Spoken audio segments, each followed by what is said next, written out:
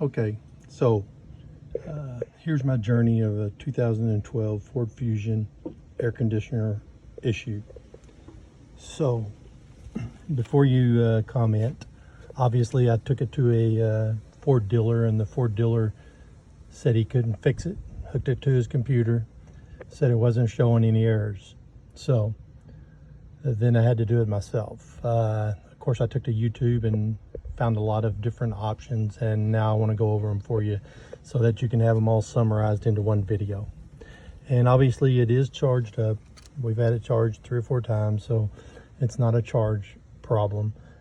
We've checked all the fuses, so it's not a fuse problem. So let's start off. The first thing we tried is this sensor here.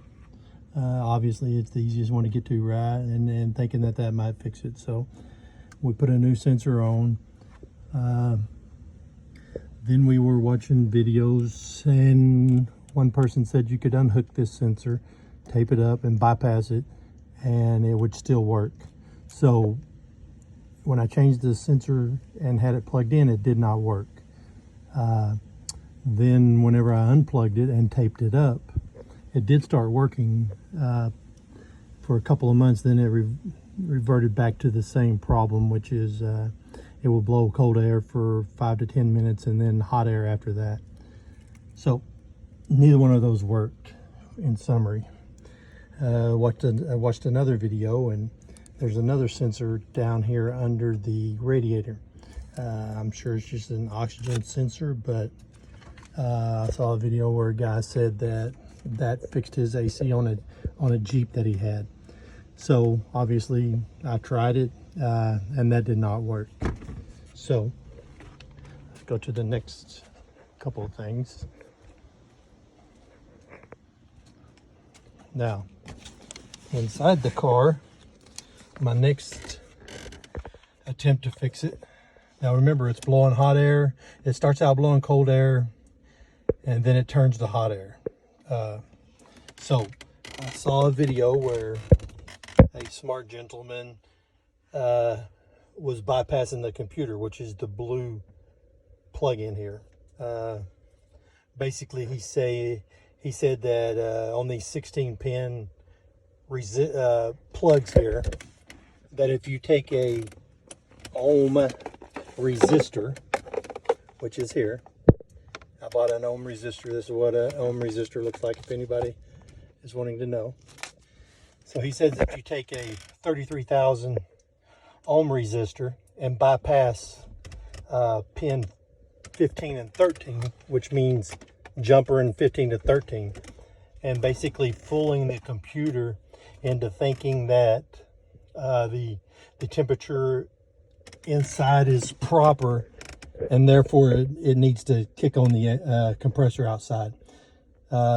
Obviously that didn't work. So then next try, which was the hardest one, is the AC pressure sensor, which is down in here. Okay, you have to take apart the top trunk part here, and obviously this right here is behind the glove box, the pin. Up here you have your top trunk, whatever you want to call it, top glove box. You have to pull it out, and it only has 2 screws holding it, so it's not that hard.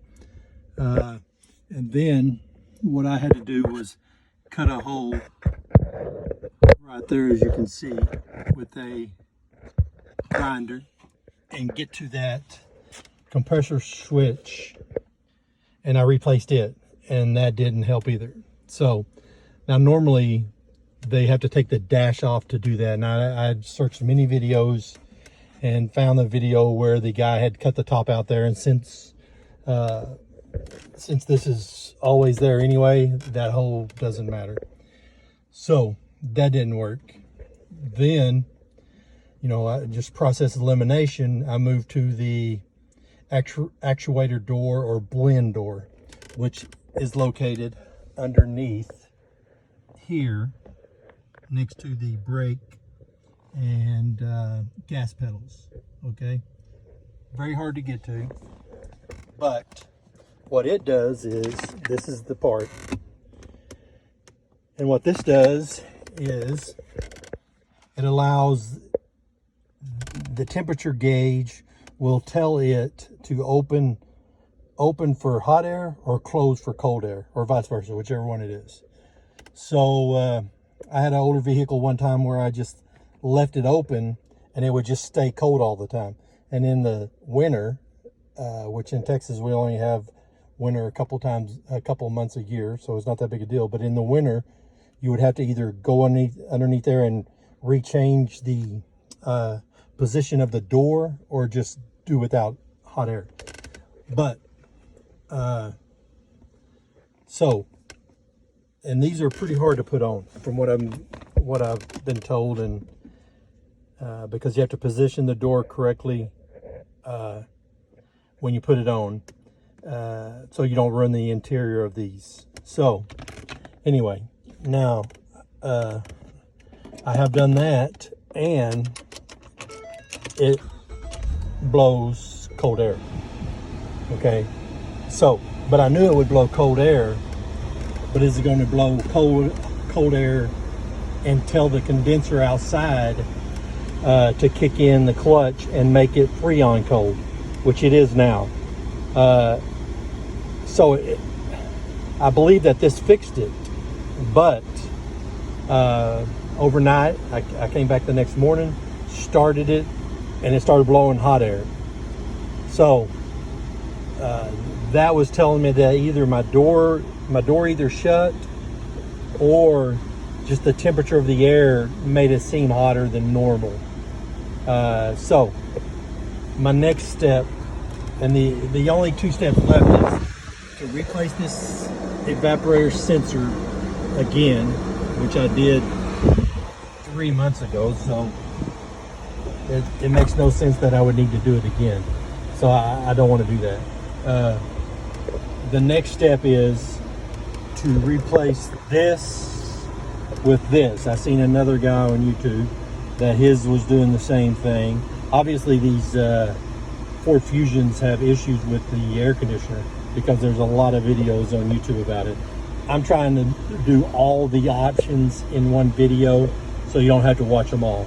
And I'm not saying any of them are good or bad. I'm just telling you what they did for me.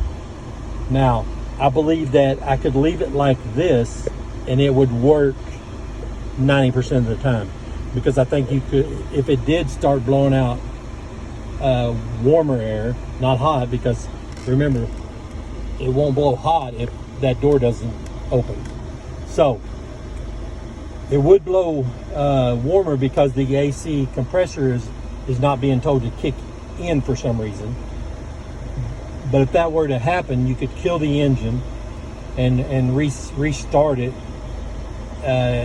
which would restart the interior of the computer, and that would probably engage the AC clutch, which would then send Freon to this.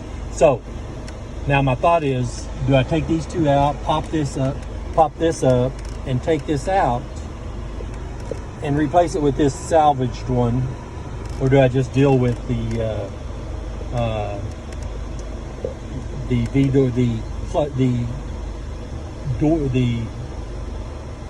just leaving the door open for cold?